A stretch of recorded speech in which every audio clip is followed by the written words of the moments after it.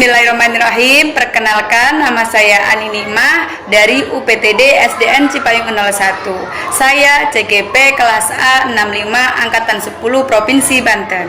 Saya ikut guru penggerak ini. Motivasi saya, selain saya mendapatkan wawasan, saya menambah teman, menambah komunitas, bahwa di CGP ini saya mendapatkan banyak sekali, membuka sekali wawasan, membuka mindset, membuka pikiran kita bahwa guru harus berubah, guru harus melakukan perubahan, karena perubahan tidak bisa dimulai secara besar-besar, tapi dimulai dari langkah kecil dulu.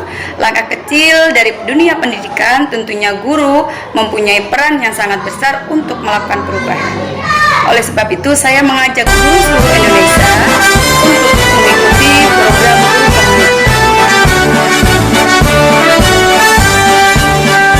Bulatkan tekad, kuatkan hati, negeri ini memanggilmu kawan.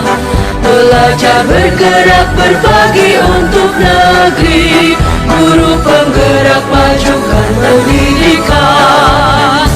Guru penggerak menghamba pada murid. Kreatif, rancang pembelajaran.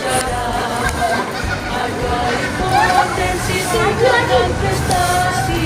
Hadirkan profil pelajar Pancasila.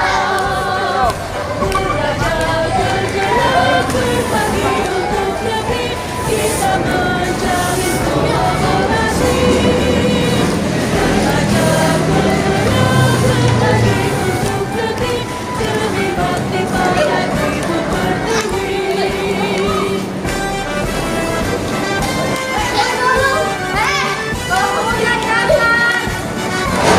Assalamualaikum warahmatullahi wabarakatuh. Saya Miti Agustina, pengajar praktik angkatan 10 yang akan membersamai CGP saya bernama Ani Nikmah dari PTD SDN Negeri Cipayung 01. Dan ini adalah kelas 6 yang sedang ada kegiatan tentang menjaga kawasan sekolah yang bersih dan bebas dari sampah. Semoga SDN sukses selalu. Hargai potensi, tingkatkan prestasi. Lahirkan profil pelajar Pancasila. Belajar, bergerak, berbagi untuk negeri. Kita menjalin kolaborasi. Assalamualaikum warahmatullahi wabarakatuh. Waalaikumsalam warahmatullahi wabarakatuh. Ibu. Apa kabar Bu Ani? Alhamdulillah sehat Bu Meti. Sehat ya, masih semangat ya. Karena ini kan sudah di pendampingan individu yang kelima ya, bentar lagi ya. Baik Bu Ani, hari ini tema pendampingan individu yang kelima itu yaitu rancangan program yang berpihak pada murid, di mana fokus pendampingannya yaitu yang pertama refleksi penerapan aksi nyata di modul 3.1. Ya, tentunya Bu Ani telah melakukan ya tentang wawancara dengan kepala sekolah ya. Yang kedua, diskusi rancangan program yang berdampak pada murid yang sudah Ibu dapatkan di modul 3.3 tentang Bagja ya, itu. Yang ketiga, diskusi perkembangan komunitas praktisi yang dijalankan di sekolah serta implementasinya dari rencana di Lokakarya. 3, untuk berbagi praktik dengan rekan sejawat. Dan yang keempat, penilaian praktik coaching. Tentunya di sini adalah tindak lanjut pada PI 4 dengan rekan sejawat ya. Iya. Apakah Bu Ani sudah memahami untuk tema pendampingan hari ini? Insya Allah sudah siap Ibu. Sudah ya. Mudah-mudahan ya berjalan dengan lancar ya Bu ya. Amin. Apa saja proses yang sudah berjalan selama 1 bulan terakhir?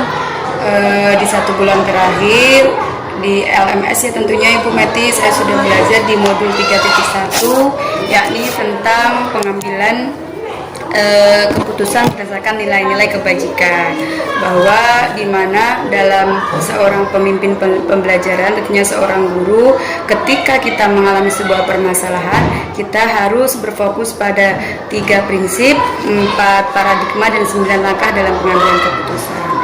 Dari selain itu juga ada 3 unsur utama yang harus kita perhatikan, yaitu berpihak kepada murid, kemudian berdasarkan pada nilai-nilai kebajikan, dan yang terakhir yaitu bertanggung jawab atau menerima hasil konsekuensi atas apa yang telah kita ambil, keputusan apa yang telah kita ambil dari modul 3.1. Kemudian dari modul 3.2 saya belajar tentang pemimpin dalam pengelolaan sumber daya, bahwa di dalam pengelolaan sumber daya terutama di sekolah kita udah belajar tentang ada 2 ekosistem di sekolah kita, di lingkungan sekolah, yaitu ada ekosistem biotik dan abiotik, di mana lingkungan biotik itu terdiri dari manusianya yaitu guru, siswa, terus kemudian lingkungan sekitar, kemudian misalkan ada lembaga-lembaga terkait misalkan organisasi yang bisa mengakibatkan atau bisa memunculkan nanti hubungan yang imbal baik antara sekolah dan lingkungan tersebut. Terus kemudian ada juga lingkungan abiotik, yaitu tentang misalkan sarana prasarana, kemudian lingkungan alam, terus kemudian ada juga tentang finansial. Dari berbagai macam sumber daya yang ada di sekolah, tentunya kita juga harus mengutamakan pendekatan yang disebut pendekatan berbasis aset, ya, di mana bahwa kita juga belajar bahwa ada 7 aset di dalam sekolah kita yang harus kita gali potensinya, kita gali sumber-sumbernya, yang mana kekuatan itu nantinya akan menjadikan sebuah hasil yang bisa mencapai atau mewujudkan visi misi sekolah kita. Kemudian ada juga yang modul 3.3, yaitu tentang pengelolaan yang berdampak pada murid. Di sini erat sekali dengan program student agency, yaitu kepemimpinan murid, bahwa di mana seorang guru harus memberdayakan murid. Jadi seorang guru harus memberdayakan murid, kemudian harus memiliki program, siswa itu memiliki dari program tersebut, memberdayakan murid, kemudian kepemilikan program, kemudian bertanggung jawab atas program yang kita laksanakan. Jadi pihak siswa tentunya diajak lebih aktif dalam student agency ini. Baik, mengenai PI 4 ya, tentunya Ibu sudah mengadakan tindak lanjut dengan rekan sejawat ya Bu ya? Sudah ya? Sudah. Terus bagaimana respon dari rekan sejawat itu pada saat Ibu membersamai rekan sejawat itu tentang penyusunan RPP? Iya, tentunya sebelum saya melakukan observasi, tentunya saya izin dulu ya kepada teman saya, misalkan apakah bersedia atau tidak. Alhamdulillah teman saya senang sekali Bu Meti, karena dengan adanya istilahnya supervisi ya Bu Meti ya, supervisi dengan teman sejawat itu akan menimbulkan hubungan atau sistem coaching ya, karena kan kita kemitraan, sifatnya itu kemitraan, jadi tidak ada gap atau atasan atau bawahan, tapi kita lebih ke coaching, jadi lebih ke curhat secara ringan, kemudian kemitraan seperti itu, jadi tidak ada ketegangan. Dan teman saya pun alhamdulillah Bu Meti kemarin ketika melaksanakan observasi, saya pun juga sebelum melaksanakan observasi saya melakukan tahap pra-observasi, yang dimana saya menanyakan bagaimana RPP-nya yang dibuat, kemudian mata pelajarannya, tujuan, media, kemudian strategi apa yang dilaksanakan, dan lain halnya yang dibutuhkan ketika waktu nanti saya observasi. Baik, jadi selama proses pendampingan ini Ibu pun membersamai tidak hanya satu rekan sejawat ya, nanti diimplementasikan pada hari berikutnya antara Ibu dengan Pak siapa? Pak Samsudin. Pak Samsudin, nanti Ibu juga membersamai dengan rekan guru yang lain untuk penyusunan modul ajar tersebut ya, iya, yang ada kaitannya dengan diferensiasi ya, terus ASE, PSE. Iya, iya Bu Meti, iya. Alhamdulillah kemarin juga Pak Sam senang sekali bisa belajar tentang bagaimana sih pembelajaran berdiferensiasi kepada murid serta pelaksanaannya di dalam kelas. Terus apa sih pembelajaran sosial emosional itu, bagaimana penerapannya di dalam kelas. Kita bersama-sama misalnya diskusi bareng, duduk bareng, apa yang harus kita lakukan supaya pembelajaran di kelas itu lebih menyenangkan, lebih aktif, sehingga anak juga merasa aman, tenang, dan nyaman ketika belajar di kelas. Baik, hal-hal yang dianggap sebagai capaian belajar selama 1 bulan terakhir gitu? Capaiannya luar biasa sekali Bu Meti ya pengalamannya, karena yang di bulan-bulan ini kan di modul 3 tentunya itu lebih ke pengelolaan program yang berdampak kepada murid ya. Itu berarti tentunya balik lagi ke filosofi Ki Hajar Dewantara yang di modul 1 ya Bu, bahwa pembelajaran di kelas itu harus menuntun, semuanya itu harus berpihak kepada murid, dimana seorang guru itu harus menghamba kepada murid. Menghamba bukan berarti kita nurutin semua keinginan anak, tetapi menghamba itu lebih ke mengarahkan, lebih ke menuntun, kemudian membimbing mereka, menebalkan tingkah laku positif mereka dan mengurangi apa yang tingkah negatif mereka yang mereka lakukan di dalam kelas maupun di lingkungan sekolah. Artinya Ibu sudah sebagai guru penggerak sudah melaksanakan ya tugas-tugas sebagai guru penggerak di modul 3 ya, seperti itu. Dan tidak hanya modul 3 saja, di modul 1, 2, 3 pun Ibu sudah menerapkan mengimplementasikan di sekolah ya, baik dengan peserta didik maupun rekan sejawat ya. Baik Bu Ani, saya juga dengan sebentar lagi berakhir ya tugas dari habis penampilan individu ke-5 dan ke-6, artinya Ibu tetap kasih semangat ya, jaga kondisi kesehatan, karena meskipun nanti Ibu tetap mengimplementasikan kepada rekan sejawat pun tidak lupa bahwa ini loh yang dihasilkan, yang didapatkan dari guru penggerak. Iya. Nanti hasil dari observasi pembelajaran dengan rekan sejawat nanti saya minta ya Bu ya. Kemarin di aksi nyata itu saya melibatkan 2 kepala sekolah, yaitu yang pertama kepala sekolah saya sendiri yaitu di SDN Cipayung 1 yaitu Bu Jelina Marlina SPDMM. Terus kemudian yang kedua yaitu Pak Heri Susanto, dia juga di sekitar sini gugus 1 yaitu menjabat di kepala sekolah UPTD SDN Cipayung 2. Yang mana pada hasil wawancara itu alhamdulillah Bu, kepala sekolah saya welcome sekali ketika saya wawancarai tentang permasalahan yang terjadi terkait di sekolah ini, misalkan tentang dilema etika atau bujukan moral. Kebanyakan yang saya temui itu tentang dilema etika Ibu.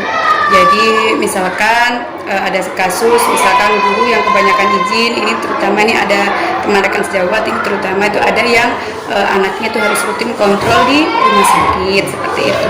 Tadi kan kepala sekolah dilema juga karena di situ kok sering sekali ini ya meninggalkan tugas buat mengajar, tetapi kembali lagi karena kan ini dilema etika ya Bu, jadi keadilan versus kebenaran ya Bu ya gitu. Akhirnya balik lagi yang intinya nanti bagaimana diatur jamnya supaya tidak ada yang pihak yang dirugikan. Akhirnya kepala sekolah mengasihkan saran bahwa boleh ngantar anak kontrol asal misalkan nanti jamnya bertukar sama guru bidang studi, diatur seperti itu.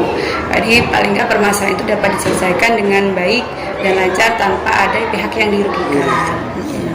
Dan untuk kepentingan bersama juga, untuk istilahnya anak pun tidak dirugikan, pihak guru pun juga merasa pihak yang keluarganya pun juga bisa tercover kebutuhannya. Pun yang diambil itu kepedulian ya Ibu ya, berdasarkan kepedulian.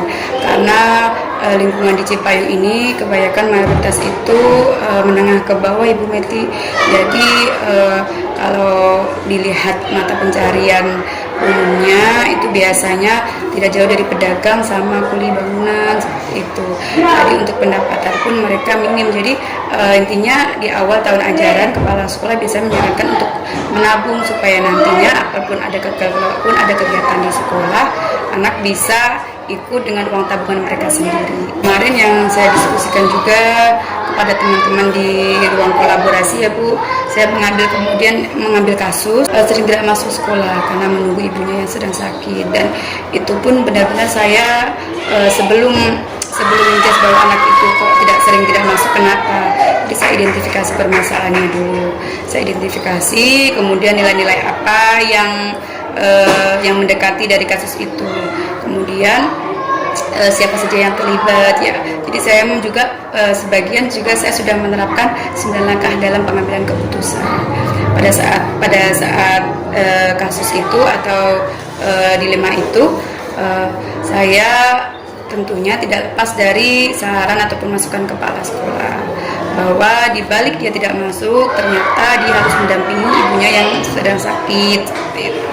Akhirnya apa yang terjadi, nilainya semakin turun, kemudian daftar hadir juga udah di bawah kelulusan.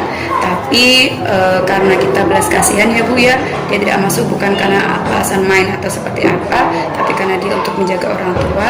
Jadi kepala sekolah bersama dewan guru gotong royong, kita juga memberikan uang santunan kepada keluarga dan juga istilahnya memberikan PR ya, walaupun itu usianya tidak maksimal, paling tidak dia bisa kerjakan dari rumah. Mengambil keputusan tentunya saya kadang juga harus itu ya Bu, melihat menguji kasus tersebut ya Ibu ya. Saya uji dulu apakah ini termasuk dilema etika atau bujukan moral seperti itu. Jadi kalau misalkan dilema etika berarti saya harus melandasi dari 4 paradigma itu ya, 4 paradigma. Tapi kalau sudah bujukan moral berarti saya harus menghindar karena itu udah sistemnya sudah melanggar sama peraturan ya Bu. Itu kalaupun salah ya harus diberhentikan misalkan seperti itu. Saya perlu evaluasi. Jadi kalaupun kita misalkan melihat anak itu jangan hanya anak di kelas, kalau saya itu ya. Jadi jangan hanya melihat anak itu di kelas saja, tapi bagaimana di lingkungannya. Mungkin misalkan kelas 5-nya pintar, misalkan seperti itu. Tiba-tiba kelas 6 sering nggak masuk, sering bolos. Ternyata apa di lingkungannya mungkin kurang mendukung. Jadi paling tidak namanya kita suatu lembaga pendidikan kan seperti yang diungkapkan sama Ki Hajar Dewantara bahwa ada trisentra itu ya. Jadi lingkungan sekolah itu yang berperan bukan hanya sekolah saja, tapi di keluarga, sekolah ataupun di lingkungan masyarakat. Jadi kita harus melibatkan semua pihak bekerja sama, berkolaborasi. Karena tanpa adanya kerjasama, ya semua permasalahan yang timbul di kelas kita itu tidak akan selesai, tidak akan beres. Tapi dengan adanya kolaborasi, semuanya permasalahan yang ada di kelas kita insya Allah bisa teratasi. Yang pertama, saya konsultasi dulu mungkin Bu ya dari ke atasan saya ya. Jadi saya konsultasi dulu ke atasan saya bagaimana dengan kasus ini, apakah saya harus bagaimana. Jadi saya konsultasi dulu yang pertama dengan atasan saya. Misalkan kalau dengan atasan kita sudah mentok, misalkan seperti itu, kita lanjut ke pengawas, misalkan minta saran dari pengawas bagaimana kasus ini harusnya dipecahkan. Dan mungkin setelah dapat dari saran pengawas ataupun dari kepala sekolah, kita juga masuk ke lingkungan keluarga anak tersebut. Jadi apa sih problema dari mana ini, latar belakangnya kenapa kok ada masalah seperti itu bisa muncul. Jadi kita lebih dekat ke anak sehingga kita bisa merangkul permasalahannya apa, kita bisa temukan, bisa gali, dan kemudian kita cari masalahnya bareng-bareng. Yang paling kelihatan di sekolah saya itu mungkin kedisiplinan ya Bu Metia.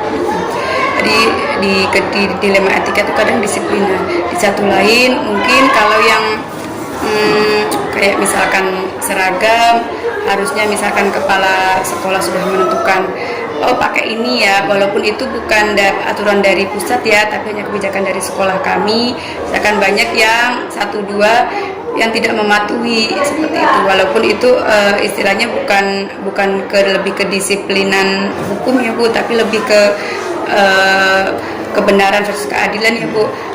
Di kita ditegur, tapi misalkan ada perlakuan khusus misalkan yang spesial seperti itu.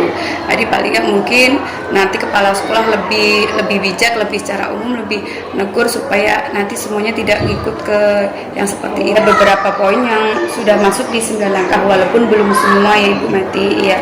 Jadi ada 9 langkah tentang menggali nilai-nilai yang saling bertentangan, menentukan siapa yang terlibat, kemudian mengumpulkan fakta-fakta yang relevan, terus pengujian benar atau salah, pengujian paradigma benar lawan benar. Itu sudah masuk sebagian besar, sudah mengimplementasikan dari 9 langkah pengambilan keputusan. Jika misalkan ada memang yang biasanya itu yang melanggar itu biasanya yang kaum muda yang pengen tampil lebih stylish gitu ya Bu Meti ya. Iya. Jadi biasanya kita sebagai teman sejawat, khususnya yang teman-teman di sini itu selalu mengingatkan, ini seragamnya apa, kok beda seperti itu. Jadi dia itu lebih merasa set gitu, paling nggak beda sama yang lain, kok yang lain sama kok kamu beda sendiri seperti itu. Terus kemudian kita juga bilang ke kepala sekolah bahwa harusnya misalkan itu ditegur supaya nanti minggu depannya ada perubahan, ada perbaikan, jadi semuanya bisa sama, satu rasa, satu istilahnya satu itu ya Bu ya, satu peraturan, sehingga semuanya bisa kompak menuju kebaikan sekolah kita. Alhamdulillah sudah Ibu Meti. Kemarin kan saya mengambil tema tentang judulnya yaitu kasih, yaitu kepanjangan dari kawasan sekolah bersih Bu Meti.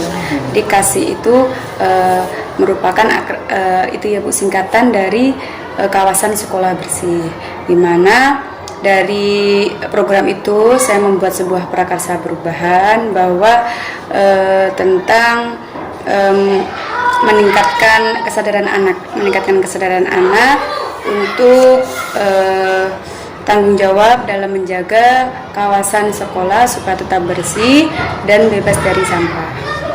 Baik, bagus sekali ya nama singkatannya, kasih, Iya, kasih kawasan iya, sekolah bersih. Jadi program saya ambil itu termasuk program KU kurikuler, di mana kegiatan itu berkaitan dengan kegiatan yang menunjang kegiatan intrakurikuler.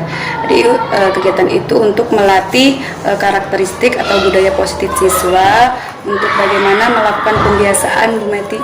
Jadi melakukan pembiasaan yang memang kita ketahui bersama, memang masalah sampah itu masalah yang umum yang sangat banyak kita jumpai di lingkungan sekitar.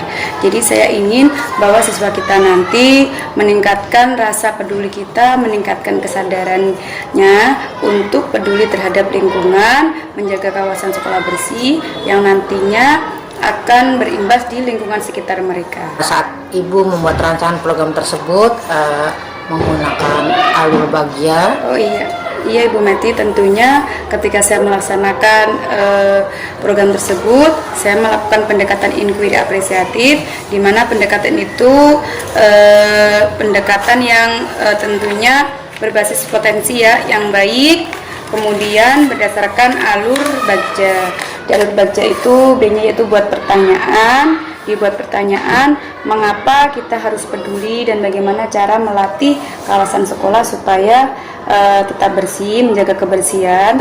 Kemudian di A, kemudian ambil pelajaran, kegiatan apa saja yang dapat kita lakukan untuk menciptakan sekolah yang bersih dan peduli terhadap lingkungan sekitar. Kemudian apa saja yang membuat murid aktif terlibat di dalam kegiatan tersebut. Terus kemudian kebijakan sekolah apa yang terlibat atau yang ikut andil dalam kegiatan peduli terhadap lingkungan. Terus kemudian ada digali mimpi. Digali mimpi ini dapatkah kepedulian siswa ini lebih terus konsisten nantinya sampai seterusnya sampai ke bawah di lingkungan anak-anak mereka di lingkungan rumah ataupun di lingkungan sekitar. Program kegiatan yang jadi namanya kasih itu sudah dibuat ataupun sudah diimplementasikan sudah berapa lama? Ini sebenarnya pembaharuan Bu Meti. Jadi sebenarnya sudah ada program sebelumnya, tapi menurut saya program sebelumnya itu berjalan belum begitu maksimal. Jadi saya akan melakukan sebuah nama baru supaya apa?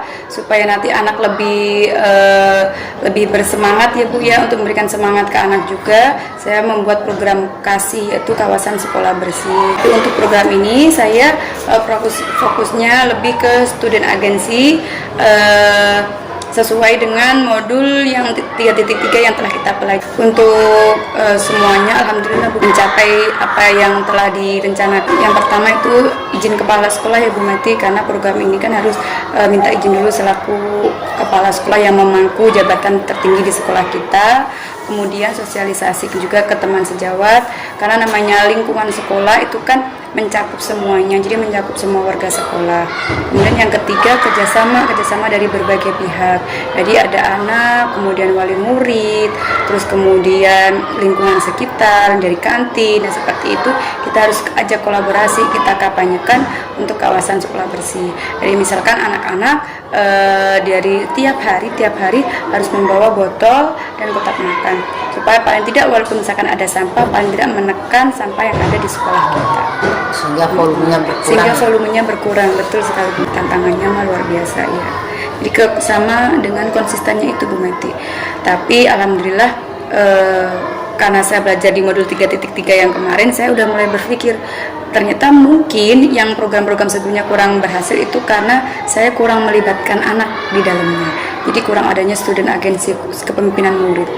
Nah, akhirnya dari belajar modul tersebut saya kembalikan lagi ke anak bahwa program ini harus program yang melibatkan anak, yang membuat anak berdaya, membuat rasa memiliki rasa tanggung jawab, sehingga ketika anak memiliki itu, anak akan berusaha melakukan atau melaksanakan program itu dengan benar-benar.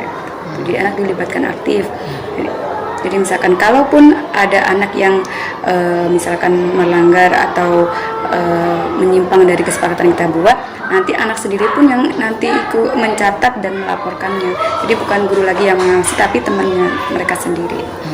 Baik, itu juga salah satu untuk menghadapi tantangan ya. Iya. Sini ada KKG ya Bu Metia, ada KKG Gugus, kelompok kerja Gugus. Alhamdulillah Cipayung 1 masuk di Gugus 1.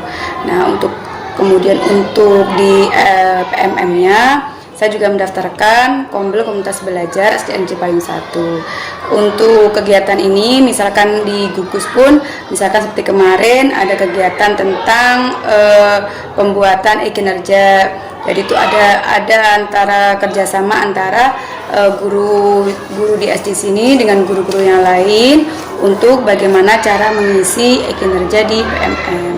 Kemudian misalkan saya memperoleh sesuatu dari CGP, misalkan yang kemarin juga di modul 3.1, 3.2, 3.3 saya sosialisasikan juga ke teman-teman melalui komunitas belajar. Kalau sebagian besar alhamdulillah tuh sangat senang sekali mendapat sesuatu yang baru ya, hal yang baru, karena mungkin mereka masih asing misalkan dengan teknik coaching, terus kemudian teknik segitiga restitusi ya, istilah-istilah asing yang mereka itu belum dengar, belum terbiasa, akhirnya bisa mereka mendapatkan ilmu baru yang bisa mereka terapkan nanti di kelas, dan apa kelebihan dan kekurangannya nanti kita bisa praktekkan bareng-bareng. Pengennya kalau saya Bu Metia di sini kan kita sudah hampir selesai ya, dikatakan seperti itu ya Bu Meti.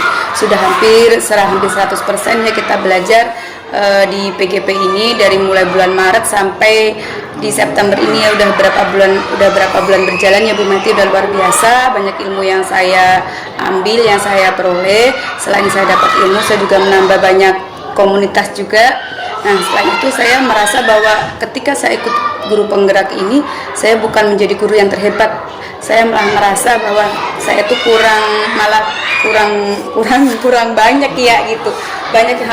Ternyata banyak yang harus dipelajari, ternyata banyak yang lebih dari kita itu. Jadi benar sekali bahwa belajar itu harus sepanjang hayat.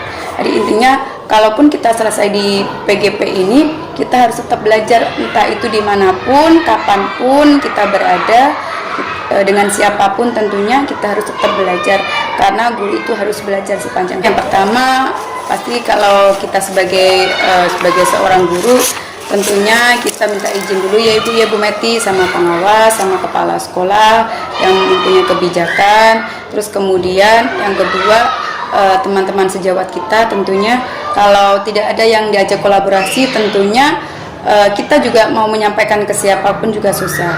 Nah, jadi teman sejawat, alhamdulillah teman sejawat saya alhamdulillah mau untuk diajak berkolaborasi, mau diajak untuk melakukan perubahan, walaupun itu sifatnya kecil. Saya yakin bahwa perubahan-perubahan itu nantinya akan membawa dampak buat saya dan buat mereka semua. Assalamualaikum warahmatullahi wabarakatuh. Waalaikumsalam warahmatullahi wabarakatuh. Alhamdulillah, bagaimana Pak Sam kabarnya hari ini? Alhamdulillah baik Bu Ani. Iya. Alhamdulillah Pak Sam, terima kasih waktunya telah menyempatkan untuk bertemu dengan saya, melakukan percakapan terhadap tindak lanjut dari pengembangan individu keempat selaku tugas saya sebagai CGP, yaitu di kegiatan observasi pembelajaran ya Pak Sam ya. Kemarin saya telah melaksanakan praobservasi dengan Pak Sam, kemudian melaksanakan observasi juga, dan hari ini saya akan melakukan kegiatan pasca observasi ya. Bagaimana kemarin Pak Sam yang dilaksanakan observasinya, mata pelajaran, kelas dan tujuan pembelajarannya bisa disampaikan? Iya, Bu Ani, waktu kemarin itu saya menyampaikan tentang pelajaran bahasa Indonesia ya, mengenai membuat kalimat majemuk setara. Dan tujuan pembelajarannya agar peserta didik itu mampu membuat kalimat sederhana dengan kata penghubung yang sesuai. Itu ya. Itu ada di kelas berapa Pak Sam? Di kelas 5. Oke, di kelas 5. Kemudian area pengembangan yang hendak dicapai pada mata pelajaran tersebut kira apa Pak Sam? Iya, agar anak-anak dapat membuat teks eksplanasi, laporan dan eksposisi dari apa yang dia gagas ya, hasil pengamatan dan pengalaman mereka sehari-hari, dan agar dia dapat menunjukkan hasil pengamatan mereka. Kemudian untuk tahap strateginya Pak, pada waktu sebelum melaksanakan pembelajaran, strategi yang dipersiapkan kemarin apa saja Pak Sam? Strateginya untuk yang kemarin itu anak-anak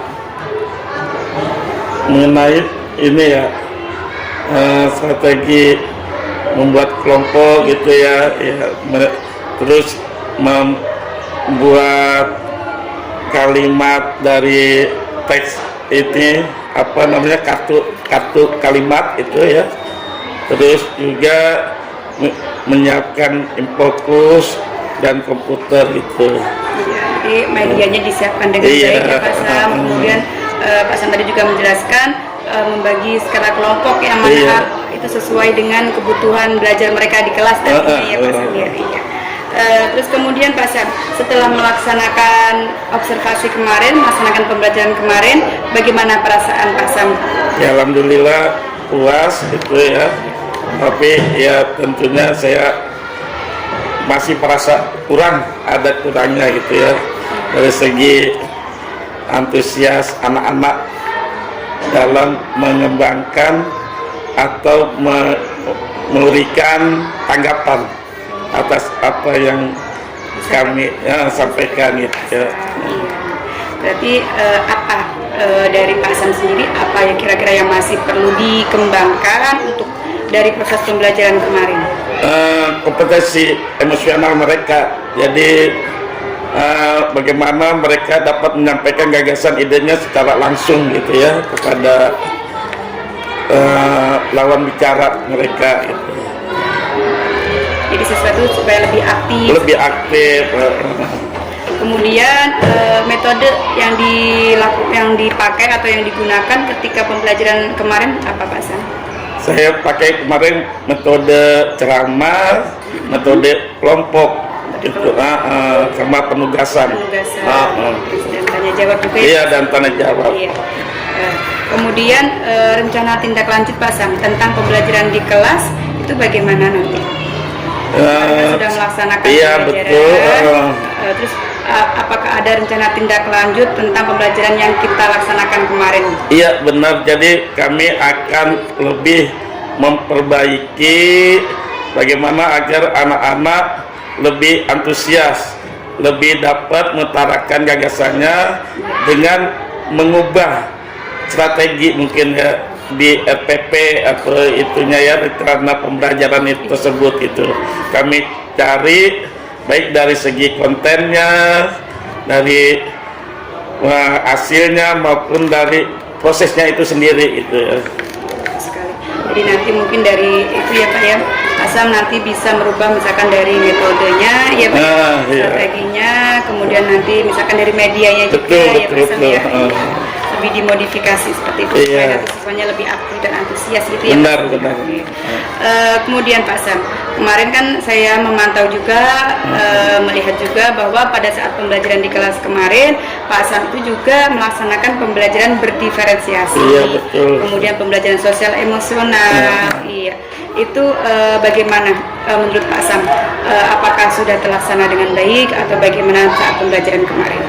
Ya, kalau menurut saya sudah terlaksana karena situ kan saya berdiferensi pada ini ya proses gitu ya, gitu membuat kelompok anak-anak itu kan pada pembelajaran itu sendiri itu. Sudah bagus ya Pak ya, Iya, laksana intinya ya. Pak Sam sudah melaksanakan pembelajaran diferensiasi, juga melaksanakan pembelajaran sosial emosional juga ya Pak Sam di Betul. dalamnya. Oke. Menurut Pak Sam ini untuk skala penyerapan pembelajaran di kelas kemarin yang setelah saya observasi skala dari rentang misalkan 0 sampai 100 berapa Pak Sam skala Bapak? Kalau menurut saya kira-kira 85. Alasan Bapak kenapa sampai di 85? Iya, karena 100 atau berapa gitu? iya, kepengennya 100 gitu ya, tapi kami kemarin sudah mencoba ya di rencana pembelajaran tersebut, tapi yang tadi saya katakan masih kurang dari anak-anak untuk antusias mengungkapkan pikirannya gitu ya. Nah, makanya ke depan saya akan mencari metode yang lain agar dapat mencapai itu gitu ya, mencapai lebih baik dari 85 tersebut. Alhamdulillah ya Pak Sam ya. Pak Sam, sebelumnya saya mengucapkan terima kasih kepada Pak Sam memberikan waktu kepada saya untuk melakukan observasi di kelas, melakukan kegiatan pra observasi, kemudian hari ini yang terakhir yaitu pasca observasi. Terima kasih banyak atas waktunya. Semoga nantinya Pak Sam mengajar di kelas bisa lebih baik lagi. Harapan dari Pak Sam untuk menjadikan kelas yang lebih aktif lagi semoga bisa terwujud di rencana pembelajaran selanjutnya. Semangat Pak Sam ya. Oke, Bu. Terima kasih banyak. Terima kasih, Bu. Pengennya sih coaching, walaupun coaching itu saya juga masih belajar juga ya Bu Meti ya, karena sudah beberapa kali kemarin praktik dengan teman CGP, begitu pula nanti saya implementasikan ke teman sejawat di sekolah. Saya rasa coaching ini perlu dibiasakan atau perlu kita latih, karena coaching itu baik untuk menggali potensi positif yang ada di diri teman kita, di diri teman sejawat. Selain itu saya juga belajar juga Bu Meti tentang bagaimana menggali pertanyaan yang berbobot tentang coaching itu. Jadi alhamdulillah di di ini ya Bu ya, mengikuti pendidikan guru penggerak ini saya banyak sekali mendapatkan ilmu, walaupun belum sepenuhnya ya terserap 100%, paling tidak saya sudah beberapa sekitar 70-80 sudah beberapa saya ambil dan sudah saya terapkan, kemudian dan saya tularkan ke teman-teman sejawat saya di dilema etika sama bujukan moral. Jadi saya bingungnya ini benar tidak ya, benar ini saya itu di posisi di mana posisi benar atau di posisi benar atau salah ya. Kayaknya ini kalaupun misalkan melanggar peraturan sekolah saya bisa katakan itu salah, tapi kan tidak seperti itu gitu. Jadi saya lebih bingungnya di dilema etika sama bujukan moralnya, ini posisinya terletak di mana. Tapi kemarin juga sempat diskusi juga ya Bu ya sama Ibu PP, sama Bu Meti, kemudian sama Ibu Fasil, ternyata bahwa kalau sudah melanggar hukum berarti masuknya ke bujukan moral. Terima kasih Bu Ani, alhamdulillah pada penampilan ini dari saya memantau dari penampilan pertama sampai sekarang penampilan yang kelima ya. Bu Ani sudah menunjukkan sikap dan keterampilan yang luar biasa ya, juga semangatnya, dan alhamdulillah sampai detik ini Bu Ani masih sehat dan selalu jaga kondisi ya Bu ya, dan tetap menularkan praktik baiknya ke rekan sejawat ya Bu ya. Iya, ya. Saya hanya ingin mengingatkan untuk sebelum PI 6 ya Bu ya, bahwa nanti untuk menyebarkan, mengumpulkan dan menginput survei tentang kompetensi guru penggerak, yaitu umpan balik 360 derajat. Nah, ini dilakukan sebelum PI 6, nanti sebelumnya sudah di PI 2 ya, PI 3 ya, Iya. bahwa mengisi kuesioner 1 kepala sekolah, 5 rekan guru dan 5 murid. Pada saat itu 5 muridnya adalah kelas 6 juga ya Bu ya. Iya. Sudah lulus, berarti yang sekarang aja muridnya ya. Iya. Iya. Terus kalau yang 5 guru itu tetap masih yang itu saja Bu, biar yang- yang 5 terus ya. gurunya itu Yang ya, dulu, yang ya. dulu Kemarin. aja, karena biar berkesinambungan. Menilai Bu Ani itu pastinya tentu ya ada perubahan peningkatan ya. Ya nanti jangan lupa Bu Ani juga mengisi lembar asesmen mandiri dan membuat refleksi tertulis ya. Dan semuanya itu ada di LMS ya Bu. Terus nanti sebelum pelaksanaan PI diharapkan ya Ibu melakukan diskusi dengan kepala sekolah terkait pemetaan aset yang ada di modul 3.2.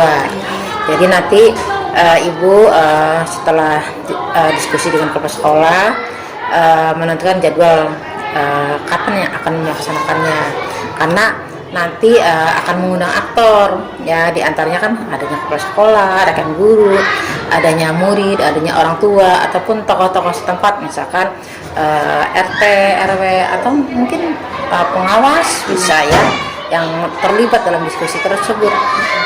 Mungkin di sini tentang pemetaan asetnya apa yang Bu Ani pernah menggarapnya seperti itu.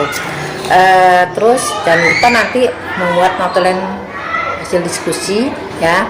Terus kegiatan tersebut difotokan ya agar punya dokumentasi, dan Bu Ani pun mengumpulkan hasil pemetaannya apa saja hasilnya. Hasilnya. Ya, bagaimana Bu? Apakah sudah Ibu pahami? Ya, insya Allah sudah Ibu. Paham, nanti buat PI selanjutnya ya Ibu. Iya, tapi itu sebelum PI 6, jadi nanti saya tinggal Bu Ani melaporkan aja Melaporkan. ke saya, iya, bagaimana, dan saya melihat hasilnya dari dokumentasinya, dari hasil apa ya diskusinya dan komentar tersebut. Oke, iya siap Bu Meti. Ya. Baik Bu Ani, alhamdulillah pada pendampingan individu kelima ini kita berjalan dengan lancar tanpa ada hambatan, dan alhamdulillah Ibu Kepala Sekolah dan Pak Sam sebagai rekan guru pada saat di coaching pasca juga beliau hadir sehat ya, dan interaksi coachingnya pun berjalan dengan lancar ya. Dan nasihat dari saya, jangan putus untuk berbagi praktik baik dan selalu semangat ya. Saya juga mengucapkan terima kasih banyak dan mohon maaf segala kekurangannya. Sama-sama Ibu Meti, terima kasih banyak atas masukannya, atas bimbingannya, atas semuanya mengarahkan saya sehingga saya sampai di bulan hampir-hampir detik terakhir ini mengikuti kegiatan CGP ini ya. Tentunya tanpa bantuan Bu Meti, intinya saya akan merasa susah dan tertatih ya. Untuknya Bu Meti tetap menyemangatin saya, menyemangatin CGP lainnya untuk terus semangat menyelesaikan tugas sampai akhir. Terima kasih banyak Ibu Meti. Terima kasih ya Bu. Saya pamit. Bulatkan tekad, kuatkan hati, negeri ini memanggilmu kawan. Belajar bergerak berbagi untuk negeri, guru penggerak